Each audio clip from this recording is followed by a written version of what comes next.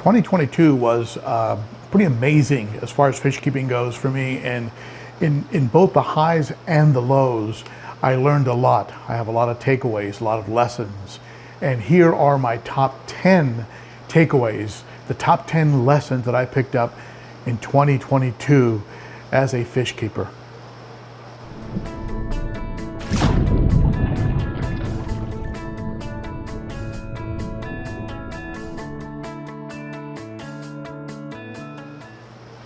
I refreshed my memory by going over some of the 150 or more videos that I uploaded in 2022. One of the advantages of YouTube is you can have a video record of what you've been going through, and it jarred my memory of some of the things that I actually went through in the year. And these are my 10 things that I pulled out of it. Of course, there's always a lot more, but these are the 10 that jumped out the most. And number one lesson in 2022 was the importance of backups, whether that's in the area of power backups, filters, heaters, emergency aquariums, a spare tank backup, anything like that. The importance of backups. I needed them. I needed tanks to put overly aggressive fish in. I needed to quickly set up places for fish that came in large shipments that couldn't be thrown in with bigger fish too quickly. I needed quarantine tanks. All of that required heaters and filters and things of this nature. And so definitely backups. There were a few blackouts that we had. We had power outages, mostly due to the weather, high winds or freezing temperatures like we have today. And those kind of power outages might have killed my fish without some type of a power backup, and certainly without lithium battery powered air pumps that would keep going even without being plugged in. These were things that came in very, very handy during the year. So backups. Number two, it was very eye-opening to see how many people got through the year to a large degree because they were fish keepers. It was a very difficult year for a lot of people, financially, work-wise, inflation-wise, the cost of living, the price of gas, the price of groceries, utilities, and getting back to work, getting out of the COVID situation. And for a lot of folks, being fish keepers gave them a time where they could catch their breath and unplug from everything and just immerse themselves in the hobby. And that became very apparent and in 21 and 22, and was mentioned quite a bit under a lot of my videos. So definitely the health benefits of keeping fish, the sort of emotional, spiritual benefits of being a fish keeper, that became very, very evident in 2022. Number three is my policy of zero tolerance. And what do I mean by zero tolerance? Zero tolerance with jerk fish that get too violent, are too violent and very difficult to have with other fish. They take the enjoyment out of it. They spend their time attacking other fish, not just the occasional chase, but that relentless, I'm gonna kill you type of fish. Removing those fish quickly from the aquarium and seeing if they settle down. If they don't settle down, rehoming, which is just a nice way of saying getting rid of fish that are just jerks, pure jerk fish. So zero tolerance with jerk fish and zero tolerance with jerks. What do I mean by jerks? I mean trolls, the people that come to your channel and they just rag on everything. You've never heard of them before. You go to their channel, they're a brand new channel, they have no subscribers, no content. They're just an account that was created to troll people on YouTube for whatever reason. I don't know why, what they get out of it, but zero tolerance. I used to try and engage and talk to them. It was a complete waste of time. Now it's just block and get rid of. So zero tolerance has contributed quite a bit to my enjoyment and sanity both as a fish keeper and a YouTube content creator. Number 4, bettas are beautiful. Bettas are beautiful. They're fun, but they bloat. They get bloat. And I'm going to be moving in the direction of a once a day feeding and probably skip a day a week. I just see too many issues with betta getting fat, and you know, I've lost beautiful betta because of it.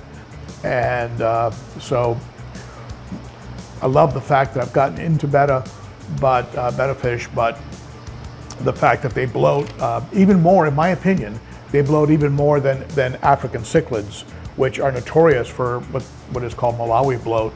I haven't had that much of an issue with it, but I have had it with betta fish. So beautiful and fun. I'm glad I'm into them, but they bloat. You got to watch out for bettas bloating. Number 5, who knew snails could be fun? You look at a snail and you go, a snail, you know? But I really had a lot of fun with Gary, that first snail, that mystery snail that I picked up. And you know, he jumped, you know, he fell out of the tank a few times. He was kind of an adventure, but he was a fun snail, a beautiful snail. And you know, they die of old age. I think he just sort of expired. And now I've got these pagoda snails, and they're beautiful. I'm loving them. I'm having fun with them.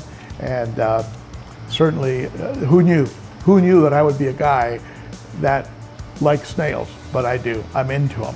So if you have any other snails you think I should add to my collection, let me know. I know there's some beautiful ones out there. So snails. The number 6 takeaway in 2022, the joy of diversity. And I'm just having so much fun with well, like I just mentioned, snails, community tanks, South and Central Americans, which I'd gotten into, I think, in 2021, but certainly expanded in 2022 with 2 tanks dedicated to it. And you know, just the you know, it's just adding another layer, another area of learning. Plants, you know, getting a little bit into plants, dabbling a little bit in plants, which I'd never really gotten into. And all of that diversity is requiring more learning, and learning is always a good thing, you know, when you exercise that brain. So the joy of diversity definitely became even more prominent in 2022.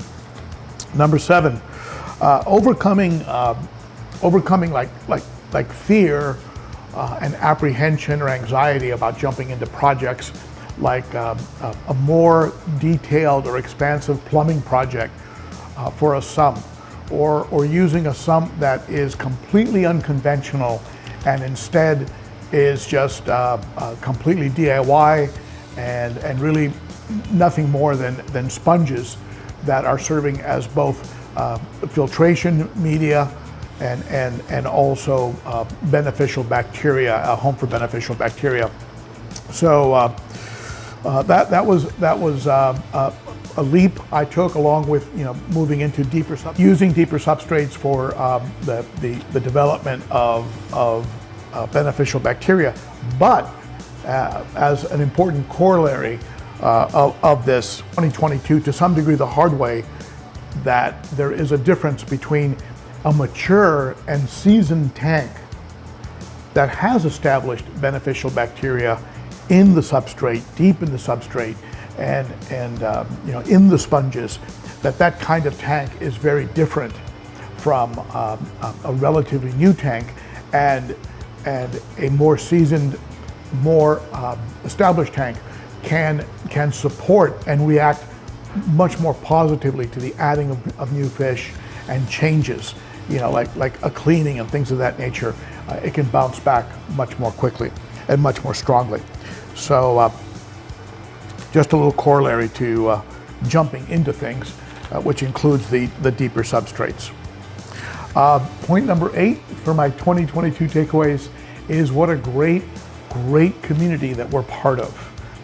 When I mentioned trolls earlier, it's such a small percentage. It's like, I don't know, like a gnat that occasionally goes around your head. right? It's almost not even worth mentioning, because the vast 99.999% of the community that I interact with here is phenomenal, is helpful, is you treat each other with respect, you're encouraging, and it's just been great. The way you met with me at Aquashella, the way you supported me in the garage gang, right? My Patreon efforts, the way some of you jumped on that, the way you throw super chats at me during live streams, all these things are just so amazing. It's just amazing to me whenever it happens that you folks actually are that supportive. So we are part of a phenomenal community, and that became glaringly clear to me in 2022. Just what a great community we're part of.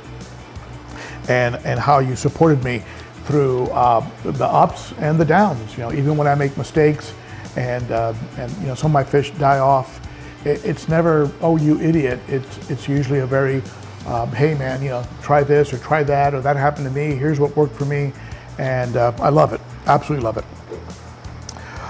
Number nine. There's no magic bullet. There's no magic product. There's nothing that's ever going to substitute a willingness just to get your hands wet and to get in there and do the work. And I've put out videos about how to perhaps extend the time between filter maintenance, how to with the sand substrate do less vacuuming by using wave makers to suspend the waste.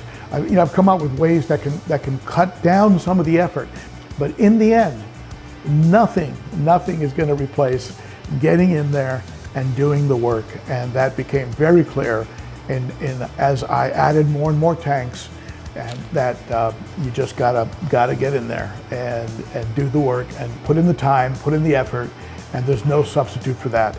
So that became very clear in 2022. So, and number 10, the last, well, certainly not the last, but the last one for this video, is that if your setup, your combination of fish, your substrate, your filtration, your way of heating the tank, your size of tank, your decor, your rocks, your plants, your lack of plants, your artificial plants, your real plants, your wood or no wood, whatever it is that you're doing, if you like it, that's what matters. And the right setup for you is the setup that you have. And don't let people rag on your setups. Don't let people make you feel bad about what you're doing or keeping. If you're enjoying it and it's right and it's working and the fish are healthy and thriving, man, carry on. Doesn't matter what anybody says. Don't get into the trap of constantly pursuing the bigger tank, the more expensive filter, the expensive, hard to find fish, and people get like all obsessed with this, or the perfect water parameter. I've got to have my nitrates at 0 or at under 10, or don't have that anxiety. Just certainly have goals and certainly always strive to get better, but enjoy where you are right now and enjoy the journey. And that might be the best takeaway, and my best 2022 takeaway, and I hope you can relate to it. If you had a great takeaway in 2022, you learned a lesson in fish keeping in 2022, share it below. We all learn from each other on this channel. Thank you so much for tuning in and supporting me throughout the year. And we will renew live streams on Saturday at 11 a.m. Central in the new year. And I hope to see you at the Cichlids and Coffee live streams. Stop by the Facebook page, Ben O. Cichlid. Follow on Instagram, ben.o.cichlid, and join the Garage Gang. This is the way of supporting the channel through Patreon on a monthly basis for as little as $3 a month. Thank you, my friends. You are very appreciated. And let's all have the best year ever in 2023. All right? Bye-bye.